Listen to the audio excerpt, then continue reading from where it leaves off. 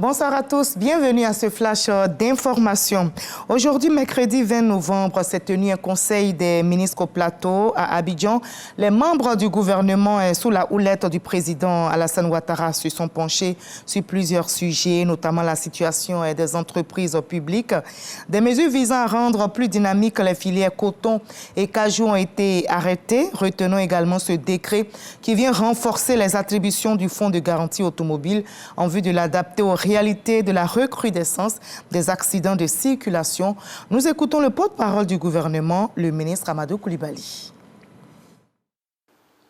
Ce décret réorganise les attributions et les modalités de financement du FGA, ainsi que les procédures d'indemnisation des victimes des accidents de la circulation couverts par le fonds, en vue de l'adapter à la recrudescence des accidents de la voie publique et d'assurer une meilleure prise en charge des victimes.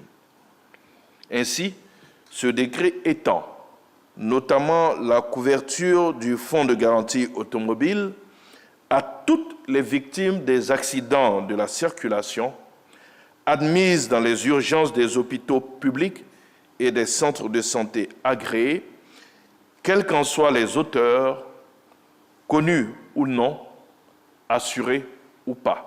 De même, il élargit la base contributive du fonds pour accroître en conséquence les ressources financières nécessaires à la prise en charge médicale systématique de tous les accidentés de la voie publique.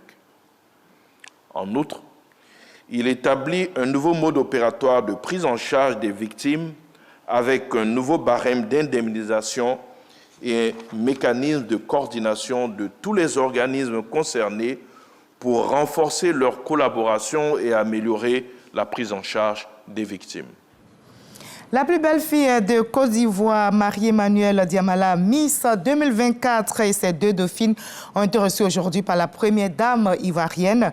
Madame Dominique Ouattara a salué l'engagement dans l'humanitaire de ses filleuls qui allient beauté et intelligence. Leur investissement en faveur des couches défavorisées est un bel exemple pour les jeunes filles. La première dame a fait des dons en nature et en espèces à ses hôtes. Les parents des ambassadrices de la beauté ivoirienne et les premiers responsables du comité ont pris part à la rencontre. Ils continuent de défendre leur budget à l'Assemblée nationale. Les membres du gouvernement se succèdent donc devant les élus de la nation pour l'adoption de leur projet de budget 2025. 3 ministres ont passé le cap de validation ce jour. Les ministres Kofi Nguessan, Adama Diawara et Maria Toukone pourront donc mener leurs actions respectives selon le budget adopté par les députés membres de la Commission des affaires économiques et financières de l'Assemblée nationale. En bref, la RDC qui est encore sous le choc, le mausolée de Patrice Lumumba, héros de l'indépendance, a été vandalisé à Kinshasa. Une enquête est donc en cours pour trouver les responsables de cet acte et surtout connaître leur motivation. Dans ce mausolée est logée la dent de Patrice Lumumba, une dent rendue par la justice belge. On se souvient à la famille il y a 2 ans après des années d'enquête. Mais la dent a-t-elle été dérobée après cet acte de vandalisme? Pas de précision pour l'heure, mais le mausolée a été placé sous scellé. La police scientifique a procédé à des relevés d'empreintes. Le ministère de la Culture condamne un acte odieux visant à désacraliser la figure de Lumumba.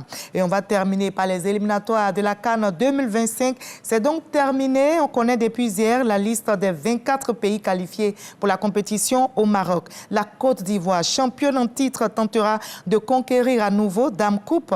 La Tanzanie, le Botswana et le Mozambique ont pris hier les derniers billets de qualification. Le Gabon et les Comores rejoignent le groupe des qualifiés. Le Ghana et la Guinée sont restés à quai. Notons que les 6 journées menées tambour battant n'ont pas profondément changé la face du football africain depuis la dernière CAN. 7 pays ont été donc laissés sur le bord de la route. Il s'agit notamment du Cap-Vert, de la Gambie, la Namibie, le Ghana et la Guinée, je rappelle. On peut aussi ajouter à la liste la Mauritanie et la Guinée-Bissau. Moi, je vous dis à 20h pour la grande édition, mais juste après ce Flash Info, je vous invite à suivre l'info régionale pour avoir toutes les nouvelles de notre très belle région ivoirienne. Allez, à tout à l'heure à 20h, ne manquez surtout pas.